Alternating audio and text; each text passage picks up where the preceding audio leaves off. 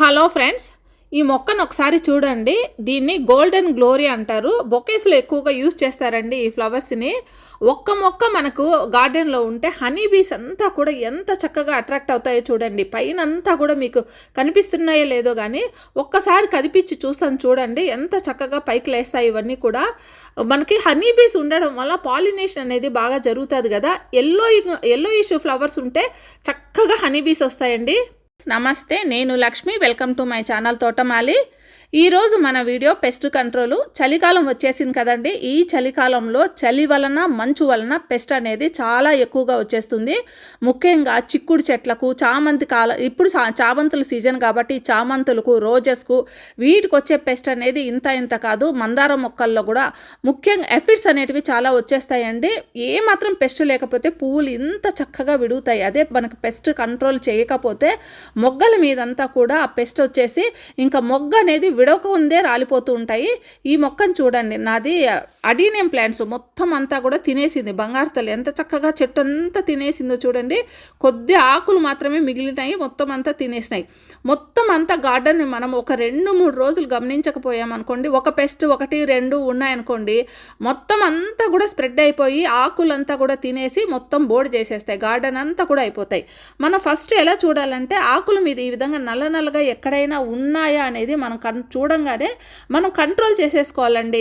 Pest ఉందంటే ఆకులు చివర్లలో ఆకుల మీద ఇలా నల్లగా కనిపిస్తూ ఉంటాయన్నమాట. సో వెంటనే మనము ఒక మంచి పెస్టిసైడ్ను తయారు చేసుకొని స్ప్రే చేయటం ద్వారా చిక్కుడు చెట్లు, చామంతులు, మందారాలు, రోజెస్, ఫ్రూట్ ప్లాంట్స్, వెజిటబుల్స్ అన్నీ కూడా చాలా హెల్తీగా ఉంటాయి. ఒక్కసారి వంకాయ మొక్కను చూడండి, ఎన్ని కాయలు వచ్చాయో. ఒకే మొక్క అండి, దాదాపు 1 కేజీ దాకా మనము వంకాయలు మొక్కలో చూడొచ్చు. పైగా చాలా పొడవుగా హెల్తీగా ఉంది. మనకి ఎలాంటి పెస్ట్ లేకపోతే మొక్కల్లో నుంచి ఇంత హెల్తీగా మనము వెజిటబుల్స్ కానీ ఫ్రూట్స్ కానీ తీసుకోవచ్చు. అదే కానీ మనకు ఈ మొక్కకు కానీ పెస్ట్ అటాక్ అయితే మాత్రం అసలు మొగ్గల దగ్గర నుంచే మొత్తం అంతా కూడా పేను బంక, ఇంకా ఆకులు తినేయటం, ఇలాంటి పురుగులన్నీ వస్తే ఇంకా ఫ్లవరింగ్ ఉండదు, ఇంకా మనకు వెజిటబుల్స్ ఉండవు, ఫ్రూట్స్ కూడా రావు. ఈ సీజన్లో మనకు ఎలాంటి మొక్కల మీద మనకు పెస్ట్ చూడొచ్చు అంటే ముఖ్యంగా చిక్కుడు జాతి వెరైటీస్ అండి. చిక్కుడుకు సంబంధించిన అన్ని రకాల మొక్కల మీద ఈ విధంగా నల్లపేను అనేది చాలా విపరీతంగా వస్తుందండి. చలి వలన ఇవన్నీ కూడా బాగా స్ప్రెడ్ అయిపోతాయి. మనం చూసే లోపలే కింద నుంచి పైకి మొత్తం మొక్కకంతా బాగా స్ప్రెడ్ అయిపోతుంది. ఇంకా వంకాయ మొక్కల్లో అండి, వంకాయ ఆకులకి కింద భాగాన కూడా ఈ రకమైనవి ఉంటాయి. పైకి చూడడానికి ఏమో మనకు ఆకు బాగానే కనిపిస్తుంది, కానీ కింద వైపు అయితే ఈ నల్లపేను అయితే చాలా విపరీతంగా ఉంటాయి. ఇవి కాకుండా ఇంకో రకమైన ఆ పురుగులు కూడా ఉంటాయండి. అవి ఆకులు తినేసే పురుగులు, ఆకులు, పువ్వులు, ఇంకా అప్పుడప్పుడే వస్తున్న మొగ్గలు అవన్నీ కూడా ఈ పురుగులు అయితే తినేస్తాయండి.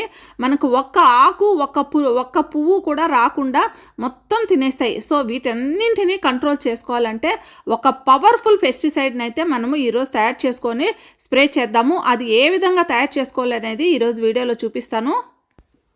ఈ పెస్టిసైడ్ను తయారు చేసుకోవటానికి ముందుగా నేను తీసుకున్నది పొగాకు అండి. పొగాకు కాడలు అంటారు కదా, అవి మనకి ఇవి ఎక్కువగా ఎక్కడ దొరుకుతాయంటే గుంటూరు జిల్లాలో ఎక్కువగా ఇవి పంట ఎక్కువగా పండిస్తారండి. అటువైపు నుంచి ఎవరైనా ఫ్రెండ్స్ కానీ రిలేటివ్స్ కానీ ఎవరు వస్తున్నా కూడా నేను ముందుగా పొగాకు తీసుకొని రమ్మంటాను. దీని ఉపయోగాలు ఏంటనేది నాకు బాగా తెలుసు కాబట్టి ఫర్టిలైజర్గా కూడా ఇది బాగా పనికొస్తుందండి. న్యూమటోడ్స్ ఉంటాయి కదా మొక్కల్లో, ఆ న్యూమటోడ్స్ కంట్రోల్ చేయడానికి పొగాకు చాలా బాగా ఉపయోగపడుతుంది. సో దానికోసం నేను ఇది తీసుకురమ్మంటాను. లేదా ఈ విధంగా పెస్టిసైడ్ తయారు చేసుకోవటానికి కూడా ఇది పనికొస్తుందని ఎవరు వచ్చినా కూడా నేను ఈ పొగాకును తెప్పించుకుంటూ ఉంటాను. మనకి ఇది పౌడర్ రూపంలో కూడా చాలా వరకు అమ్ముతూ ఉంటారండి. మనకి హైదరాబాద్లో కూడా చాలా పెస్టిసైడ్కి సంబంధించిన వాటిల్లో మనకి పౌడర్ దొరుకుతుంది, అదైనా పర్వాలేదు. లేదా పొగాకే ఉందనుకోండి, అచ్చంగా అది ఇంకా చాలా బాగా పనిచేస్తుంది. ఈ పొగాకుని మనం ఏం చేయాలంటే ఒక్కసారి తయారు చేసుకుంటే ఈ లిక్విడ్ని మనం సంవత్సరం వరకు కూడా బాగా ఉపయోగించవచ్చండి. ఇది ఎప్పటికప్పుడు తయారు చేసుకోవాల్సిన అవసరం లేదు. ఎప్పుడు ఉంటే అప్పుడు మనము వాటర్లో ముఖ్యంగా ఒక బకెట్ లాంటిది తీసుకొని దాంట్లో పూర్తిగా నానబెట్టేసేయండి.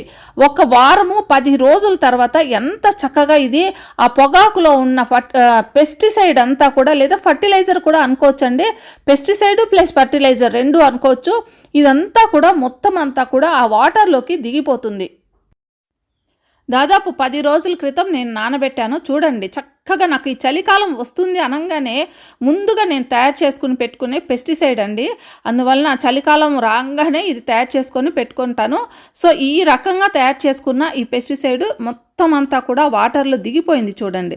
చక్కగా చిక్కటి ద్రావకం తయారైంది కదా, దీన్ని నేను వెంటనే మొత్తం అంతా వాడేనండి, కొద్దిగా మాత్రమే ఇందులో తీసుకుంటాను.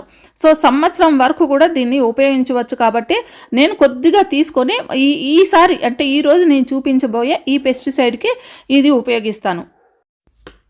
చూడండి నేను ఎంత తీసుకుంటున్నాను అనేది చూపిస్తాను. 30 గ్రామ్స్ అండి, మహా అంటే 30 to 40 గ్రామ్స్ ఉంటుంది. అంత మాత్రం లిక్విడ్ మాత్రమే ఇప్పుడు తీసుకుంటున్నాను. మిగతాదంతా కూడా మళ్ళీ మూత పెట్టేసి పక్కకు పెట్టేసుకుంటాను. నెక్స్ట్ టైం మళ్ళీ వాడుకోవడానికి ఇది పనికొస్తుంది.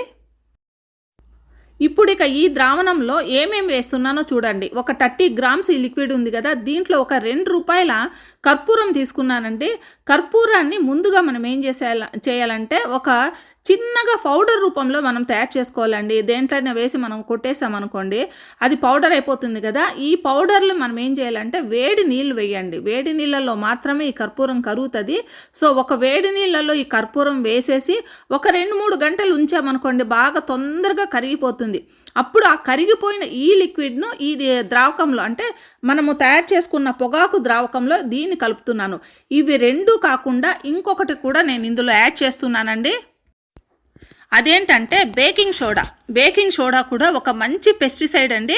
సో ఈ మూడింటిని కలిపి నేను ఒక మంచి పెస్టిసైడ్ని తయారు చేసుకుంటున్నాను. మీరు కావాలంటే ఓన్లీ పొగాకు పౌడర్నే వాడచ్చు, లేదా కర్పూరం ఒకదాన్ని కూడా వాడచ్చు, లేదంటే బేకింగ్ సోడా కూడా వాడచ్చండి. ఎక్కువగా పెస్ట్ ఉంది అనుకుంటే మాత్రం ఈ మూడింటిని కలిపి మీరు తయారు చేసుకోండి. ఇక బేకింగ్ సోడాను ఎంత తీసుకున్నానంటే ఒక 30 గ్రామ్ తీసుకున్నానండి. 30 గ్రామ్స్ బేకింగ్ సోడా తీసుకున్నాను. నేను ఈ లిక్విడ్ని అంతా కూడా ఒక 30 లీటర్స్ వాటర్లో యాడ్ చేస్తాను. 30 లీటర్స్ వాటర్లో కలపటం కోసం పొగాకు లిక్విడ్ను నేను తయారు చేసుకున్నది 30 గ్రామ్స్, బేకింగ్ సోడాను 30 గ్రామ్స్, కర్పూరము 2 రూపీస్ అనమాట. ఇవన్నీ కూడా కలిపి తీసుకున్నాను. ఇంకా నేను దీంట్లో షాంపూ కూడా యాడ్ చేస్తానండి. ఎంత 1 స్పూన్ వేస్తే సరిపోతుంది. అంటే మనం వేసిన ఈ పౌడర్స్ అన్నీ కూడా ఒకదానికొకటి బాగా కలవటం కోసం ఈ షాంపూ అనేది బాగా పనిచేస్తుంది. అంతేకాకుండా ఇది కూడా మొక్కల్లో ఉండే పెస్ట్ కంట్రోల్ చేయడానికి కూడా బాగా ఉపయోగపడుతుంది. 4 వస్తువులు అండి నేను తీసుకునేది. ఈ 4 వస్తువులు కలిపి ఒక మంచి పెస్టిసైడ్గా తయారైంది కదా. దీన్ని ఓన్లీ ఈవినింగ్ టైమ్స్లో మాత్రమే మీరు స్ప్రే చేయండి. ఎండ ఉన్నప్పుడు ఎట్టి పరిస్థితుల్లో కూడా మీరు స్ప్రే చేయకండి, లేదా సూర్యోదయానికి ముందుగానే ఎర్లీ మార్నింగ్ ఇచ్చేసేయండి, లేకపోతే ఈవినింగ్ ఇవ్వండి. ఎండ ఉండేటప్పుడు మాత్రం ఎట్టి పరిస్థితుల్లో ఇవ్వద్దు. చాలా పవర్ఫుల్ పెస్టిసైడ్ అండి. సో మనకు మొక్కల్లో ఉండే పెస్ట్ మాత్రమే కంట్రోల్ అవ్వాలి, కానీ ఆకులకి మొక్కలకి ఎలాంటి డ్యామేజ్ అవ్వకూడదు అంటే ఈవినింగ్ టైమ్స్లోనే స్ప్రే చేయండి. ఈ పెస్టిసైడ్ను అన్ని రకాల మొక్కలకి మీరు స్ప్రే చేయండి. ముఖ్యంగా ఈ చిక్కుడు జాతి మొక్కల మీద నల్ల పెయిన్ వస్తుంది కదా, ఈ సీజన్లో ఎక్కువ ఉధృతంగా వస్తూ ఉంటుంది. సో ఇది చాలా బాగా పనిచేస్తుందండి. ఈవినింగ్ టైమ్స్లో మీరు ఈ స్ప్రేని స్ప్రే చేసిన తర్వాత పొద్దున ఇంకా early morning next day morning ఏం చేస్తారంటే బూడిద ఉంటుంది కదా, బూడిదంతా కూడా ఆ మొక్క మీద చల్లేసేయండి. అంటే ఈ పెస్ట్ స్ప్రే చేసిన తర్వాత బూడిద చల్లండి, చాలా బాగా పనిచేస్తుంది. ఇంకా సీజన్లో ఆ నల్ల పెయిన్ అనేది అసలు చిక్కుడు చెట్టుకు రాదు. సో ఈ విధంగా తయారు చేసిన తర్వాత ఒకవేళ మీ దగ్గర ఈ బూడిద అనేది లేకపోతే 2-3 రోజుల తర్వాత మళ్ళీ ఈ పెస్టిసైడ్ని తయారు చేసుకొని మీరు ఇచ్చేసేయండి. ఒకవేళ మీ దగ్గర పెస్టిసైడ్ మిగిలి ఉన్నా కూడా వాటిని అలానే ఉంచేసి 2-3 రోజుల తర్వాత స్ప్రే చేసేయండి. ఇది పాడే వస్తువు కాదండి, ఎన్ని రోజులైనా కూడా నిలువ ఉంచుకోవచ్చు. ఈ రోజు వీడియోలో మీకు అందరికీ ఈ చలికాలంలో పనికి వచ్చే ఒక మంచి పెస్టిసైడ్ను మీకు చూపించాను. ఈ వీడియో మీకు అందరికీ నచ్చిందని నేను ఆశిస్తున్నానండి. నచ్చితే ఒక లైక్, కామెంట్ ఇవ్వండి. మళ్ళీ మరో మంచి వీడియోతో మీ ముందుకు వస్తాను. అంతవరకు హ్యాపీ గార్డెనింగ్. Bye bye.